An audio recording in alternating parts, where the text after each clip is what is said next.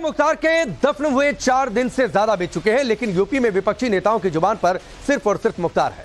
दावा किया जा रहा है कि 100 साल बाद भी वो अपने कब्र से खुद की मौत की गवाही देगा। जहर वाली थ्योरी को लगातार हवा दिया जा रहा है। चाय पान की टपरी पर गॉसिप बढ़ती जा रही है। वोटिंग शुरू होने वाली है, तो सवाल है कि इससे खतरा योगी को है या फिर अखिलेश यादव को है। जवाब इस स्टोरी में आपको मिलेगा।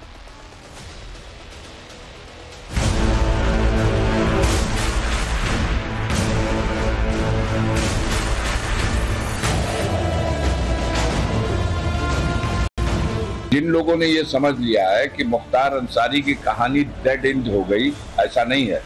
कहानी तो अब शुरू होगी।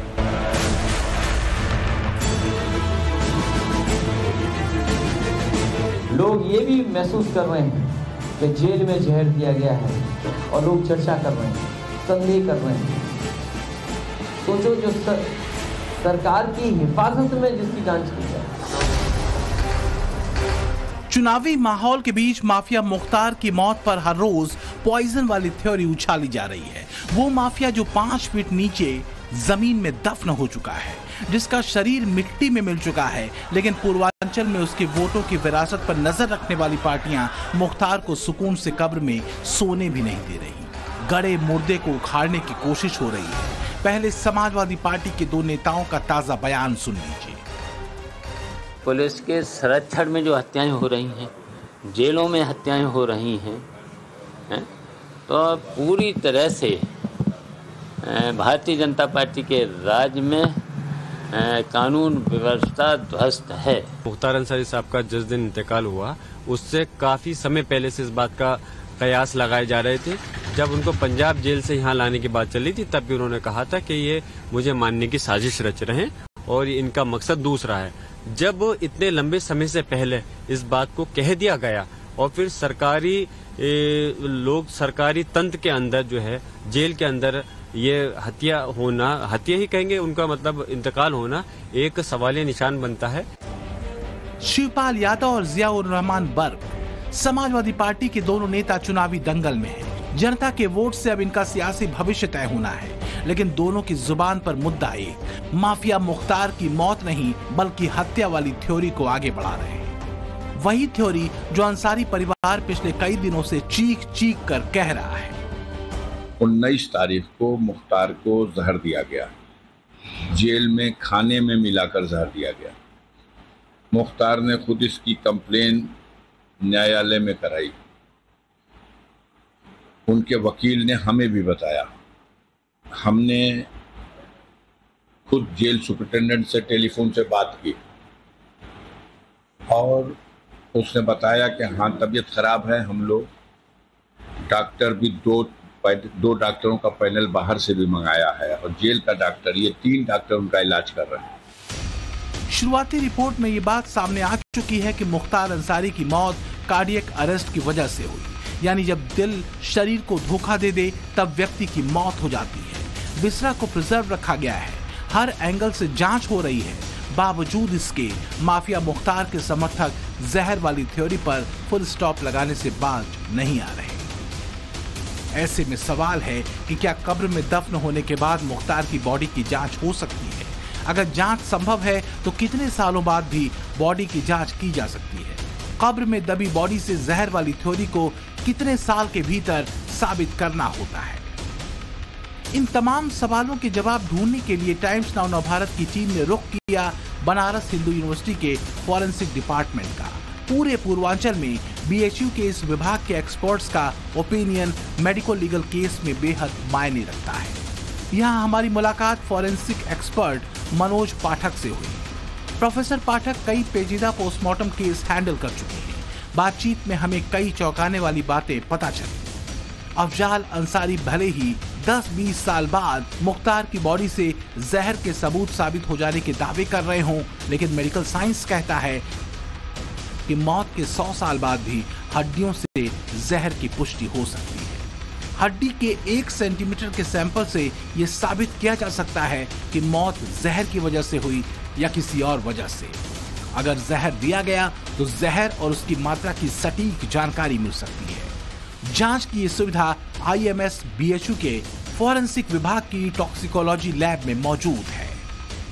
ये 3 टिश्यू, हेयर, नेल्स, स्किन, इनको निकाल करके और इनके साथ साथ जहाँ दफन की गई है वहाँ से कुछ मिट्टी का सैंपल भी, सॉइल सैंपल जिसको कहते हैं, कम से कम भी 500 ग्राम, उससे ज़्यादा भी आसपास की मिट्टी कब्र की ली जाती है और उसको फॉरेंसिक साइंस से लेबोरेटरी में टेस्ट किया जाता है, जिसमें कि प्रमुख टेस्ट है एटॉमिक एब्जॉर्प्शन स्पेक्ट्रोफोटोमेट्री।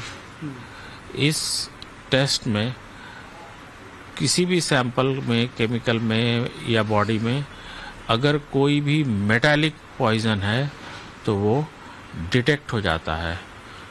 और उसकी खास बात है इस प्रक्रिया की कि इसमें न सिर्फ क्वालिटेटिव बल्कि क्वांटिटेटिव एस्टिमेशन भी हो जाता है, यानी पॉइजन कौन सा है ये तो पता चलेगा ही, उसके अलावा कितनी मात्रा में दी गई है ये भी पता चल जाता है।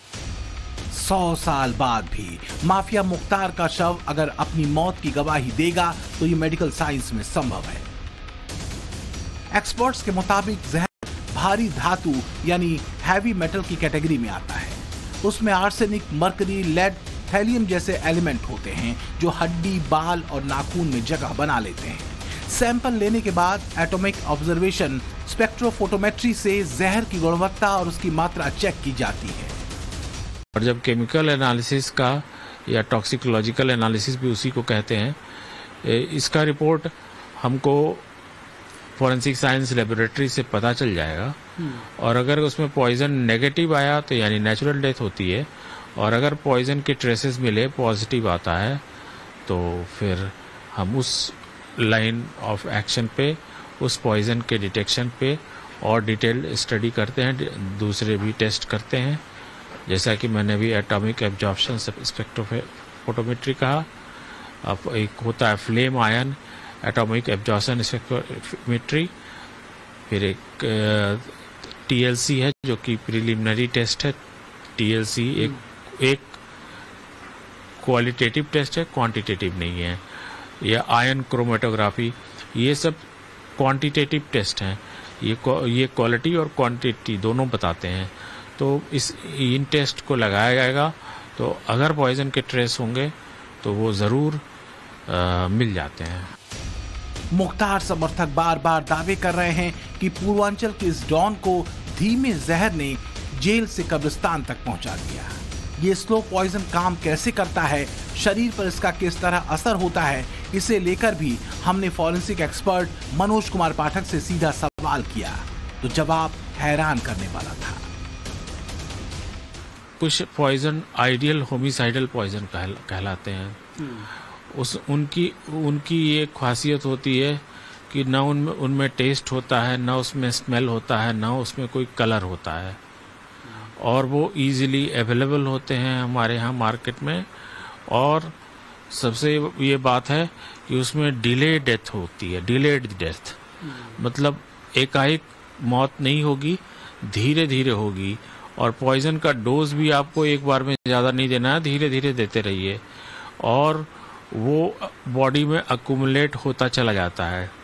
और उसके द्वारा जो मौत होती है वो मौत एक नेचुरल डिजीज़ के तौर पे दिखती है। लगता है कि जैसे कोई नेचुरल डिजीज़ हुई और उस वजह से उनकी मृत्यु हो गई। IS 191 गैंग का सरगना मिट्टी में मिल चुका है।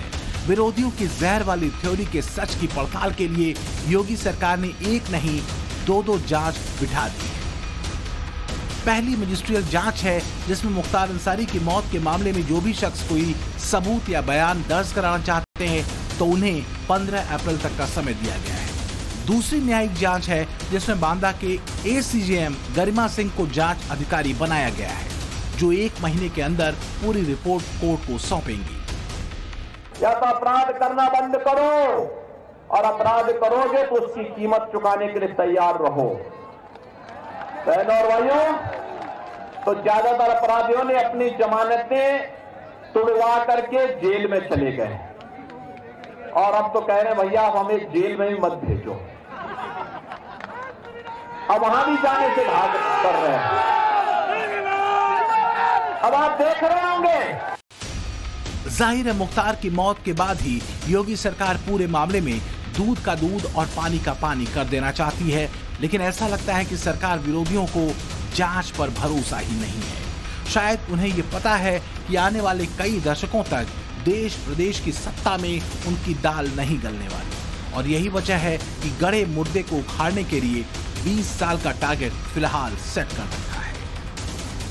वाराणसी से आशुतोष सिंह के साथ ब्यूरो रिपोर्ट, टाइम्स नाउ, नव भारत।